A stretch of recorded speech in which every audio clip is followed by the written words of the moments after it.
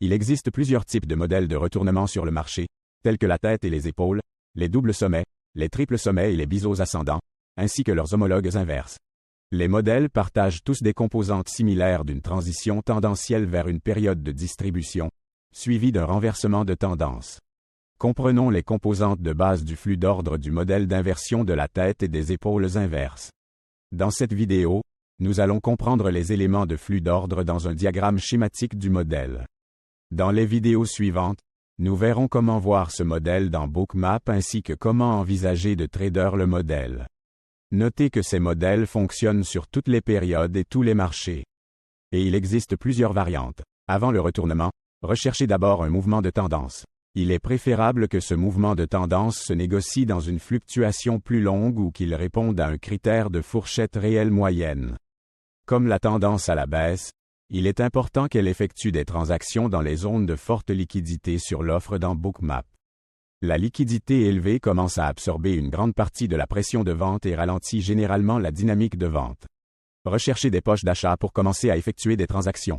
Vous le verrez dans les points et les barres de volume de Bookmap, et généralement l'angle de la tendance baissière commence à s'aplatir. Ensuite, il y a un dernier mouvement vers une liquidité élevée.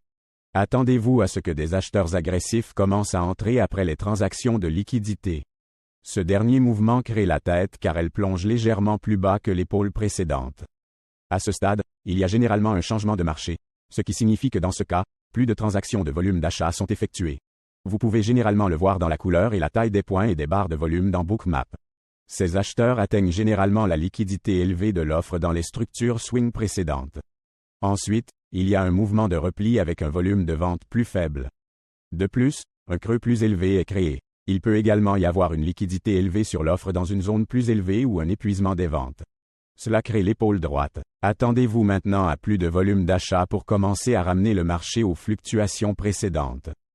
Considérez l'entrée comme une petite ligne de tendance où un petit swing est cassé sur un volume d'achat élevé. Placez votre stop en dessous du swing et vous pouvez ou non envisager de placer votre première cible près du haut de la fourchette. Pourquoi? Parce que les inversions peuvent être délicates. Utilisez votre pouvoir discrétionnaire pour contrôler votre risque. Ensuite, recherchez un fort volume d'achat pour briser la structure du marché et viser une liquidité élevée sur l'offre. Envisagez de placer une autre jambe de profit devant la liquidité élevée.